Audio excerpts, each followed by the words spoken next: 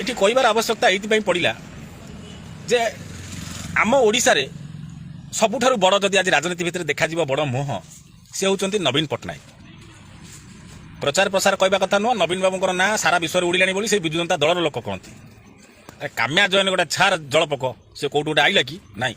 ଆମ ନବୀନ ବାବୁ ହେଉଛନ୍ତି ମାନେ ଯଦି ଆମର ନେତାମାନେ ବି କୁହନ୍ତି ଯେ ଯଦି ଓଡ଼ିଶାକୁ କିଏ ଚିହ୍ନୁଛନ୍ତି ସେ ନବୀନ ପଟ୍ଟନାୟକଙ୍କ ନାଁରେ ଚିହ୍ନୁଛନ୍ତି। ଜଗନ୍ନାଥଙ୍କ ଠାରୁ ସେ ବଡ଼ କି ଜଗନ୍ନାଥଙ୍କ ଭଳିଆ ସେ ଯାହା ବି ଯାହା କହିଛନ୍ତି ଆପଣମାନେ ଜାଣିଛନ୍ତି।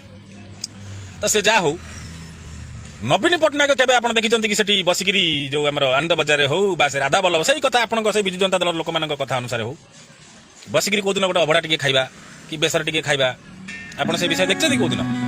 ନା, ଆପଣ ସେ ବିଷୟ ଦେଖି ନଥିବେ। ଯଦି ଦେଖିବେ ତାହେଲେ ଏବେ ଦେଖିବେ। କେବେ ଦେଖିବେ? ଆଜିର ଲାଇଭ୍ ପରେ। ତା ପୂର୍ବରୁ କେବେ ଯଦି ଦେଖିଛନ୍ତି ସେ ଯୋଉ କହୁନାହାନ୍ତି ବିଜୁ ଜନତା ଦଳ ଲୋକମାନେ ଆପଣ ପ୍ରମାଣ ଦେଉନାହାନ୍ତି। ଆରେ ଭାଇ ପ୍ରମାଣ କ'ଣ ଦେବୁ? ତମେ କାମ୍ୟା ଜୟନକୁ ଡାକିଲ କାହିଁକି? ନବୀନ ପଟ୍ଟନାୟକକୁ ଡାକିଥାନ୍ତ, ସିଏ ବସିଥାନ୍ତେ ଗୋଟେ ଅବଢ଼ା ଖାଇଥାନ୍ତେ କି ବଡ଼ ଭୋଗ ଖାଇଥାନ୍ତେ, ତାଙ୍କର ଗୋଟେ ପ୍ରଚାର ପ୍ରସାର ହେଇଥାନ୍ତା, ଲୋକ ପୁରା ପଲ୍ଲୀର ଲୋକ ଜାଣିଥାନ୍ତେ। ଏଇଟା ଜାଣିବା ଦରକାର ପଡ଼ିନଥାନ୍ତା। ବିଜୁ ଜନତା ଲୋକମାନେ ଗାଁ ଗାଁରେ ପୋଷ୍ଟର ମାରିକିରି ଘରେ ଘରେ ଯେମିତି ମହାନଦୀ ପାଣି ପାଇଁ ଯାଇକି ଗାଁ ଗାଁ ବୁଲୁଥିଲେ ସେଟା ସେ କରିଥାନ୍ତେ। ନାଇଁ, ନବୀନ ପଟ୍ଟନାୟକ କେବେ ଅବଢ଼ା ସେଠି ଖାଇବେ ନାହିଁ। କାହିଁ ଖାଇବେ ନାହିଁ ନା ଆପଣ ଦେଖିଦେବେ ଗୋଟେ ପଖାଳ ଦିବସ ହେଇଥିଲା। କେମିତି ମାନେ ମେଢ଼ ସଜା ହେଉଛି ଶୁଣନ୍ତୁ। ପଖାଳ ଦିବସ ଗୋଟେ ହେଇଥିଲା। ନବୀନ ପଟ୍ଟନାୟକ ସେ ଚେୟାର ପଡ଼ିଛନ୍ତି। ନବୀନ ପଟ୍ଟନାୟକ ନୁହଁ ମାନେ ଚେୟାର ପଡ଼ିଛି, ନବୀନ ପଟ୍ଟନାୟକ ବସିଛନ୍ତି। ମୁଁ କହୁଛି ନବୀନ ପଟ୍ଟନାୟକ ପଡ଼ିଛନ୍ତି, ଭୁଲ କଥା। ଚେୟାର ପଡ଼ିଛି, ନବୀନ ବାବୁ ବସିଛନ୍ତି। ଟେବୁଲ ଉପରେ ସଜା ହେଇକି ଥୁଆ ହେଇଛି। ସେ ବସିକିରି ଏମିତି ଖଣ୍ଡେ ଖାଇଲେ ଥୋଇଦେଲେ। ସେ ହେଉଛି ନବୀନ ପଟ୍ଟନାୟକ ଖାଇବା। ନବୀନ ପଟ୍ଟନାୟକ କ'ଣ ଖାଆନ୍ତି ମୁଁ ସେଥିରେ ବାରମ୍ବାର ଆଜି ନୁହେଁ 10 ବର୍ଷ ତଳୁ ଲେଖିଥିଲି।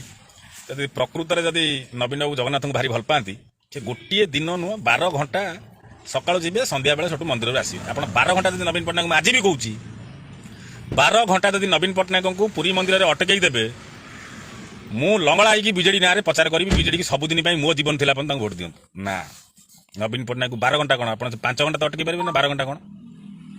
କିନ୍ତୁ ନବୀନ ଯଦି ଆମର ମହାପ୍ରସାଦର ସେଠି ପୁଣି ଜଣେ ମୁଖପାତ୍ର କହୁଛନ୍ତି, ବଡ଼ ଦୁଃଖ ଲାଗୁଥାଏ। ସେ ବି ଯୁବପିଢ଼ିର ଯୁବ ବୟସର ହେବେ। କହୁଛନ୍ତି ଆପଣ ଜାଣିଛନ୍ତି ସେ ୟୁଟ୍ୟୁବରେ କେତେ ଲୋକ କମେଣ୍ଟ ଦେଇଛନ୍ତି ଆମ ମହାପ୍ରସାଦକୁ ନେଇକରି ତାର ମାହାତ୍ମ୍ୟ ଐତିହ୍ୟ। ଆରେ ଐତିହ୍ୟ ମହାତ୍ମ୍ୟ ଜଣାଇବା ପାଇଁ ଗୋଟେ କାମ୍ୟା ଜୟନକୁ ଲୋକକୁ ଡାକିବ ତମେ ଐତିହ୍ୟ ମହାତ୍ମ୍ୟ ଜଣାଇବା ପାଇଁ?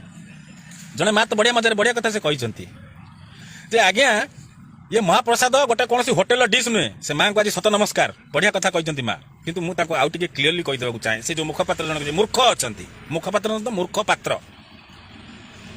ମହାପ୍ରସାଦର ଯଦି ମାହାତ୍ମ୍ୟ ଜଣାଇବାର ଅଛି, ଓଡ଼ିଶାକୁ ଆସୁଥିବା ବା ଓଡ଼ିଶାରୁ ଯାଉଥିବା ଆମର ମୁଖ୍ୟମନ୍ତ୍ରୀ ହୁଅନ୍ତୁ ବା ରାଜ୍ୟର କୌଣସି ମନ୍ତ୍ରୀ ହୁଅନ୍ତୁ ବା କୌଣସି ଡେଲିଗେଟ୍ ହୁଅନ୍ତୁ, ଯେତେବେଳେ ରାଜ୍ୟ ବାହାରକୁ ଦେଶ ବାହାରକୁ ଯାଉଛନ୍ତି ସେମାନେ ମହାପ୍ରସାଦ ସାଙ୍ଗରେ ନେଇକି ଯାଆନ୍ତୁ, ପ୍ରଚାର ପ୍ରସାର ସେଇଠି କରନ୍ତୁ, ଏହା ଶୋଭା ପାଇବ।